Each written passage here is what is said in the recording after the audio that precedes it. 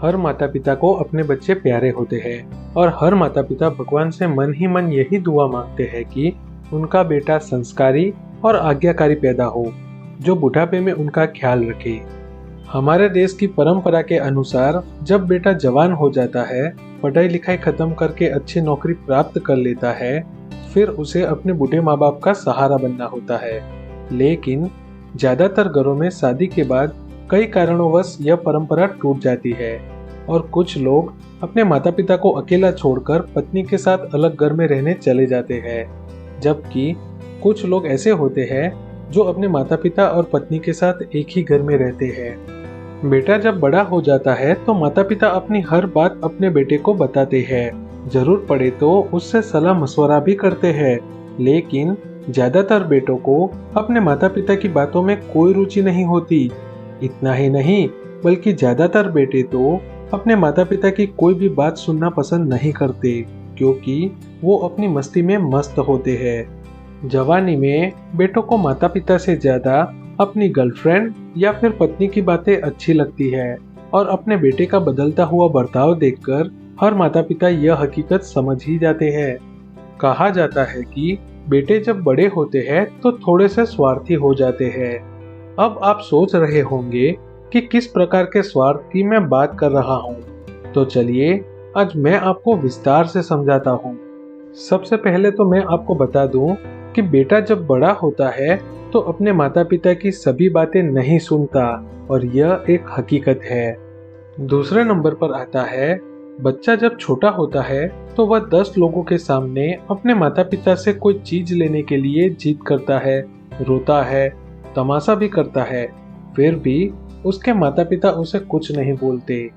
लेकिन 10 लोगों के बीच खड़े अपने जवान बेटे को यदि माता पिता कुछ बोल दे तो उसे गुस्सा आ जाता है। इतना ही नहीं बल्कि कुछ बेटे तो लोगों के सामने अपने माता पिता का अपमान भी कर देते हैं, जो एक बुरी बात है।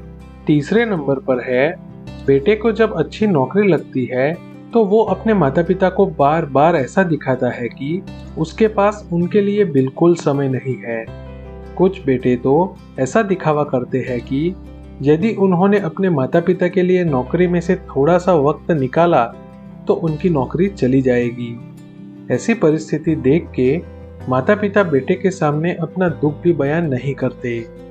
चौथा कारण ये है कि बेटा अपने माता पिता से अलग रहता हो और उनसे कितना भी नाराज क्यों ना हो, लेकिन जब उसे पता चलता है कि उसके पिता के पास पीएफ के या फिर गांव की जमीन के काफी सारे पैसे आने वाले हैं, तो वह तुरंत अपनी सारी नाराजगी छोड़कर माता पिता के पास दौड़ा चला आता है और उसका बर्ताव भी रातों रात माता पिता के प्रति बदल जाता है, मतलब कि अच्छा हो जाता है, जिसे हिंदी भाषा में स्वार्थ कहा जाता है।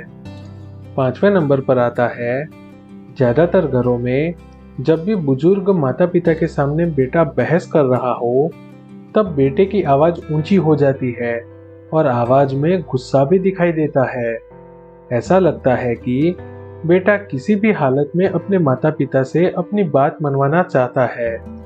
तब लाचार माता पिता के सामने अपने बेटे की बात मानने के अलावा और कोई विकल्प नहीं होता।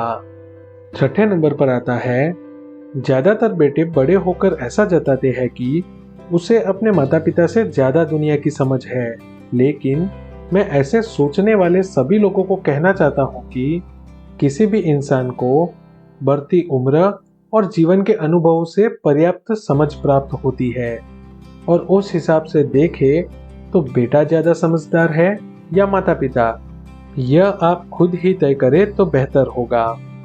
देश का हर बेटा एक बात याद रखे कि जब वो अपने माता पिता के सामने ऊंची आवाज में गुस्सा होकर बात करता है तब वो ऐसा समझने की गलती बिल्कुल ना करे कि उसके माता पिता मूर्ख है और दुनिया में सिर्फ वही बुद्धिमान है, क्योंकि ऐसी सोच रखने वालों की गिनती मूर्ख इंसानों में की जाती है।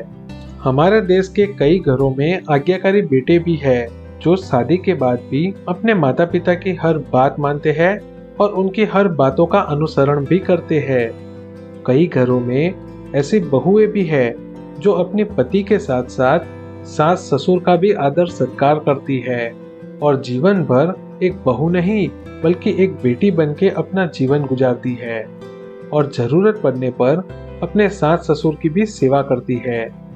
अपने माता पिता को जीवन भर मान सम्मान देने वाले आज्ञाकारी बेटों और संस्कारी बहुओं को मैं हाथ जोड़ के नमन करता हूँ। यदि आपको हमारा यह वीडियो अच्छा लगा है तो हमारे चैनल को सब्सक्राइब कीजिए। जय श्री राम।